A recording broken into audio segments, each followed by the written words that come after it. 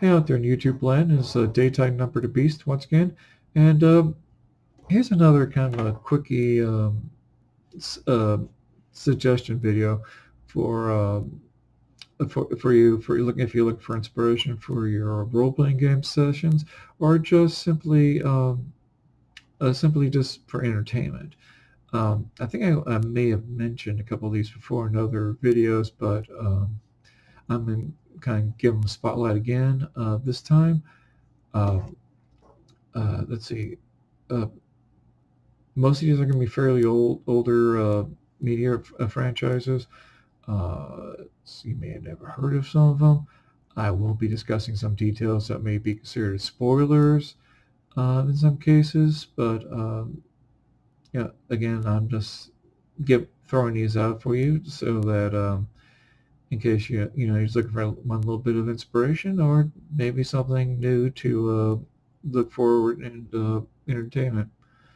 So anyway, the first one I want to discuss is the Planētes. Planētes was a anime series adapted from a manga of the same name back in 2003, 2004. 26 episodes, rather hard science, and pretty deep dive in some cases about the realities of living and working in space. They cover a lot of issues like health, from physical and mental health, the effects of being isolated, existentialism that often occurs, radiation sickness, brittle bones, decompression, all kinds of little details, especially if you really good if you may not have that much of a science background yourself, but can give you kind of a quick refresher, if you want to call it that. I found it rather entertaining. They just released not too long ago the entire series on Blu-ray. I think you can get it for like $45 off of Amazon, which I think is a fairly good deal for your collection. Again, like I said, I like a lot of obscure stuff, and I don't hear too many people talk about this series all that often. So I definitely feel that give it a good recommendation right here. Maybe get more people to enjoy as well. The next one is Memories. This is a little bit different than maybe some of my other recommendations.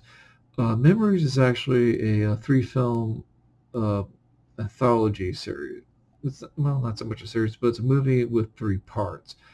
The first part is Magnetic Rose. Stink Bomb is the second part, and then Cannon Fodder is the last movie, clip in this movie. It was released originally in 1995. Animation is pretty good in this, especially for the mid-90s. I think there was even some computer assistance in generating some of the art, the animation sequences and such. The first part, Magnetic Rose, is kind of really the part I would really recommend for the strength of the three shows. I think it's one of the strongest ones.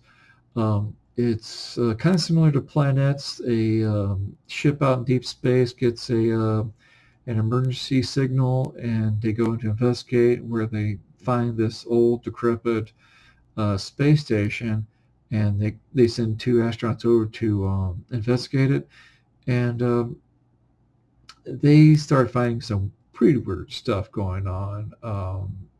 One of them, they both start hallucinating, and while one kind of keeps continuously falling deeper and deeper into the hallucination, the other astronaut, which gives a really strong performance in this, tries to fight it and warn their ship to get away, and while they're trying to escape themselves.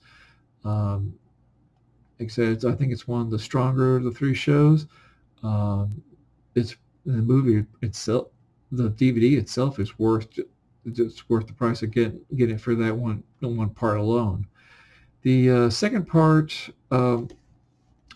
is called Stink Bomb, and this is a much more humorous type movie. I still would recommend it as an inspiration for maybe a cyberpunk type setting, considering some of the things that happen. Basically, the synopsis of the story is a worker goes into a medical facility like normal, has what he thinks is hay fever, and he's accidentally given a set of experimental medication, which actually causes him to release this this vapor. I can't think of a better term right now, from his body. And the more excited he gets, the more he releases. And this vapor basically causes any humans that inhale it to die. And any plants that are exposed to suddenly they bloom bright, much larger than they normally would do.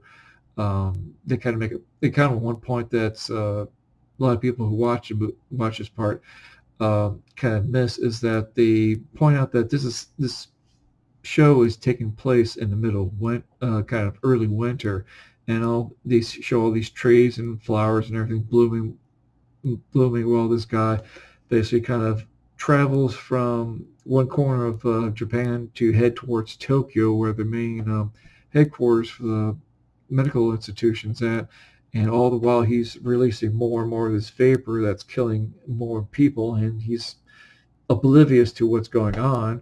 And he's kind of wondering, like, okay, why is nobody around here? I don't understand what's going on. All I know is I have this mission. I need to get to HQ in Tokyo. No ifs, ands, or buts. Everyone from the government to military, even the United States military gets involved to try to stop this guy from getting to Tokyo. The ending's rather humorous, and even though it's kind of a humorous story, I can still see it being as maybe a good one-off for, like I say, a cyberpunk setting, where maybe your players get the same medication, or they have to deal with someone who gets the medication and try to figure out how to stop them before become things really get worse. And then the third installment on this anthology movie is called Cannon Fodder. Cannon Fodder is, I would kind of describe it more as a more humorous look at a similar setting as in Warhammer 40k. If you're familiar with that game series, it's very rather steampunk.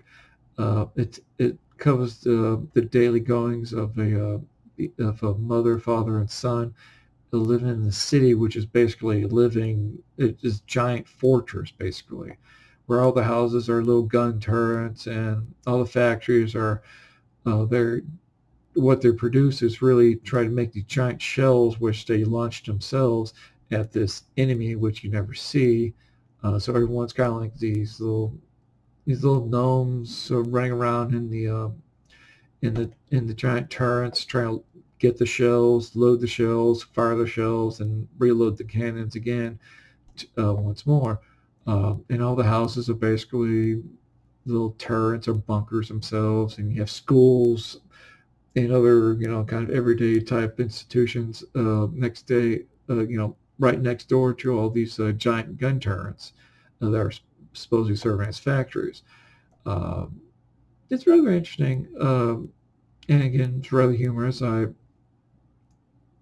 would say that this is kind of is a nice ending to this movie, and could be even in itself an interesting story, inspiration for a role-playing game setting. Besides Warhammer 40k, I can see if you're looking for something that's similar to Brazil, which was the late 1980s movie by Terry Gilliam of Monty Python fame, which is kind of a similar theme, but more militaristic.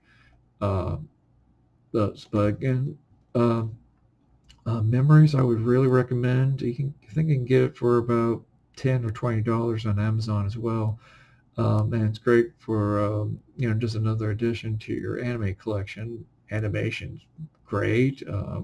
Voice acting, especially for the English side, I think is pretty fantastical.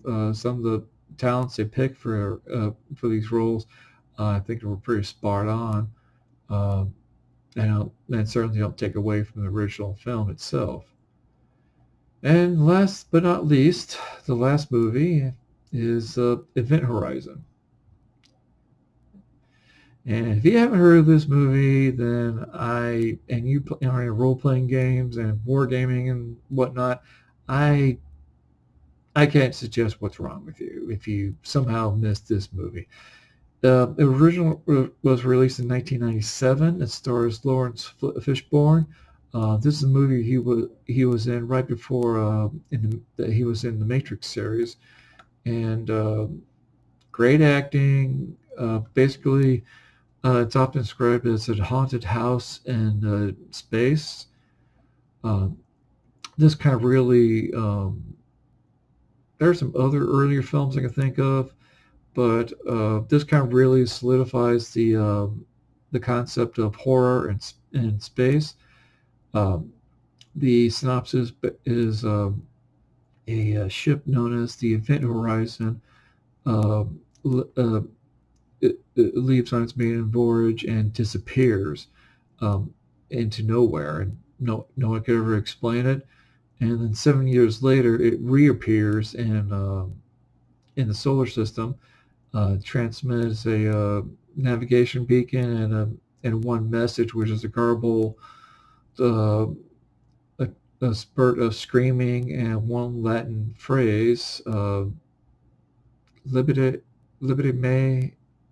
I can't remember off the top of my head. My bad. And a rescue ship, the Lewis and Clark, which basically is the Space Coast Guard, gets launched towards the ship with Lawrence Fishburne in command, with several other great, like Sam Neill.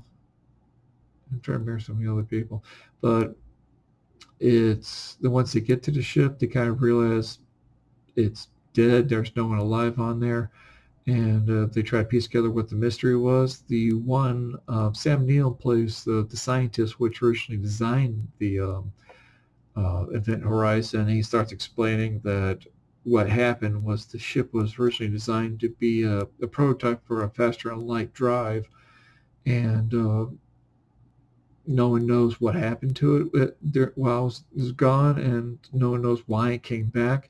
And as they're exploring the ship, they start realizing that there is a dark presence on the ship, and eventually start realizing that pretty much the ship itself is sentient now, and is tormenting the crew with visions of their past sins or guilt.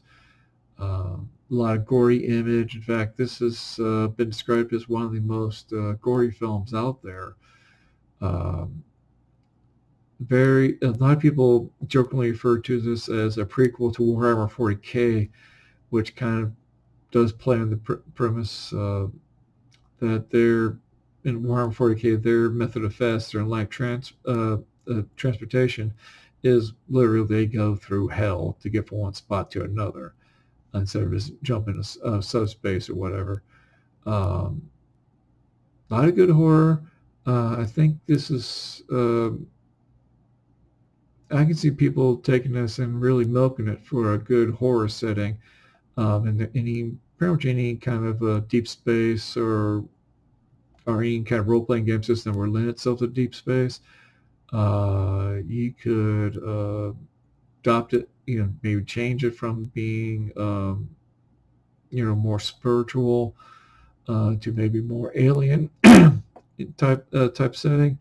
But there's a lot you can get from this movie, and again, it's perhaps one of the best horror movies out there. And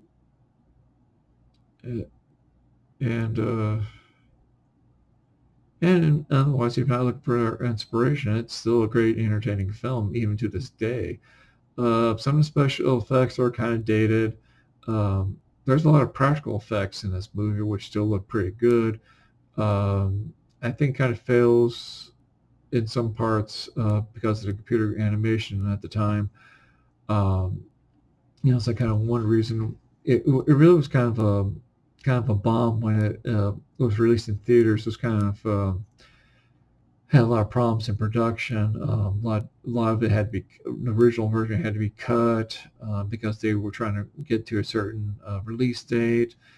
In fact, the production of the movie Titanic, I think, had some impact on this as well, of why they were kind of forced to release it as soon a time than originally wanted.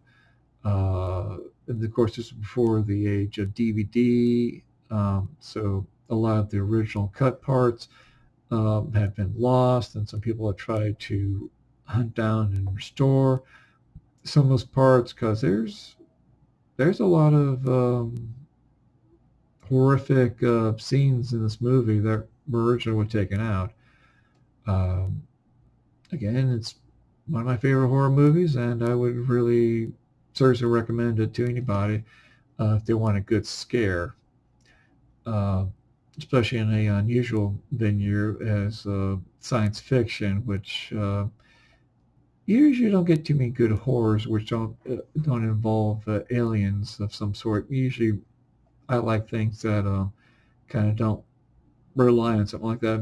Maybe try to explore something much newer, like much different than what science would normally explain away. But anyway, this is the third and final movie of this episode. I hope you find some inspiration. If not, certainly some entertainment. And I'll catch you guys next time. Bye.